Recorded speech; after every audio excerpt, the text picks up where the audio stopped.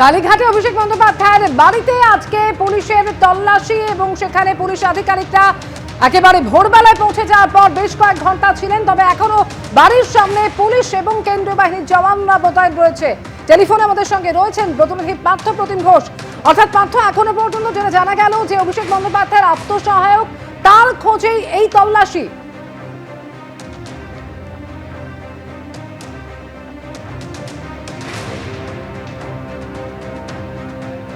যোগাযোগ বিচ্ছিন্ন হয়েছে, আমাদের প্রতিনিধির সঙ্গে যোগাযোগের চেষ্টা করব।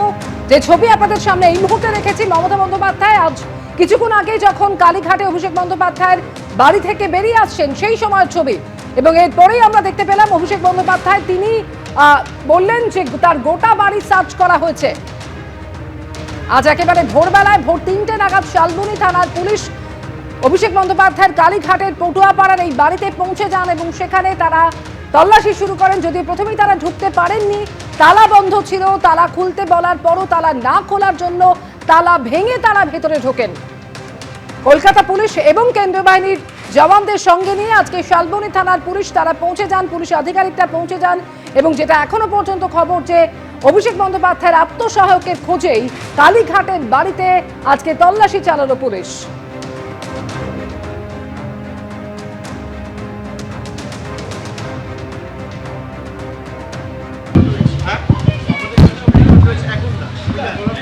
করলো মানে তালা ভেঙে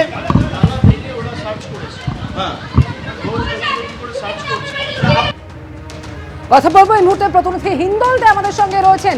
হিন্দল, বেশ কয়েক ঘন্টা পুলিশ আধিকারিকরা অভিষেক বন্দ্যোপাধ্যায়ের বাড়ির ভেতরে ছিলেন এবং এখনো পর্যন্ত অর্থাৎ যেটা জানা যাচ্ছে হিন্দল, যে আত্মসহায়ক সুমিত রায় তার খোঁজেই এই গোটা তল্লাশি, এবং সেখানে তাকে না পেয়ে অন্য জায়গাতে তল্লাশি ইতিমধ্যেই শুরু হয়েছে। একেবারে তোমাকে বলে রাখি, একেবারে ভোর রাতে কিন্তু শালবনী থানার পুলিশ, তারা কিন্তু কলকাতা পুলিশের, ভবানীপুর থানার পুলিশ, কালীঘাট থানার পুলিশকে সঙ্গে নিয়ে অভিষেক বন্দ্যোপাধ্যায়ের এই কালীঘাটের যে বাড়ি রয়েছে সেই বাড়িতে এসে তারা পৌঁছন। এবং তাদের মূল উদ্দেশ্য যেটা পুলিশ সূত্রে জানা যাচ্ছে যে তারা যে কারণে এসেছেন অভিষেক বন্দ্যোপাধ্যায়ের বাড়িতে, অভিষেক বন্দ্যোপাধ্যায়ের আত্মসহায়ক সুমিত রায়, সেই সুমিত রায়ের নাম উঠে এসেছে কি না আর্থিক প্রতারণা সংক্রান্ত বিষয়, জমি সংক্রান্ত একটি আর্থিক প্রতারণা ঘটনা ঘটেছে শালবনী থানা এলাকায়।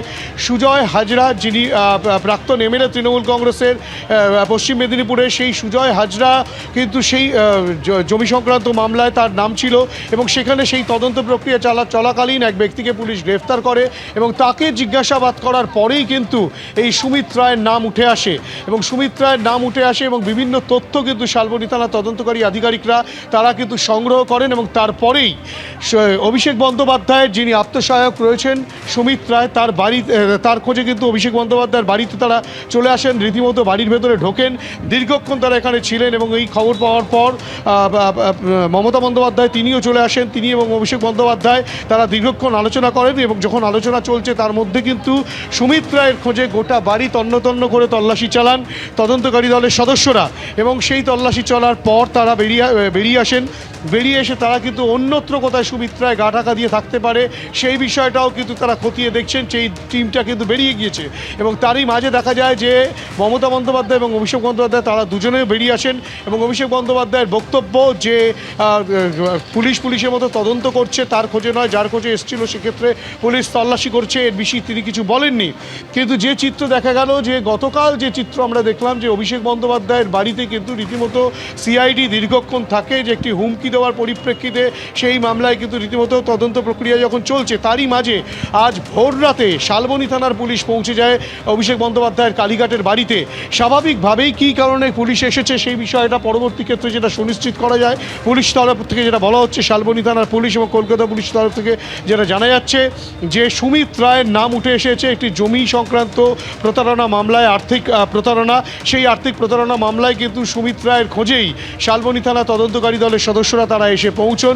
দীর্ঘক্ষণ তারা কিন্তু রীতিমতো এখানে তল্লাশি প্রক্রিয়া চালান, সুমিত রায়ের খোঁজে তারা তল্লাশি করেন এবং তার পরবর্তী ক্ষেত্রে তারা এখান থেকে বেরিয়ে যান। সুমিত রায়কে এই বাড়িতে পাওয়া যায়নি, তিনি কোথায় গা ঢাকা দিয়ে থাকতে পারেন সেই বিষয়টাও কিন্তু তদন্তকারীরা খতিয়ে দেখছেন এবং সেই তদন্তকারী দলের সদস্যরা কিছুক্ষণ আগেই এখান থেকে বেরিয়েছেন সুমিত রায় কোথায় রয়েছে তার খোঁজে তল্লাশি চালানোর জন্য। কুসুমিতা, ধন্যবাদ হিন্দল। এবিপি আনন্দ, এগিয়ে থাকে, এগিয়ে রাখে।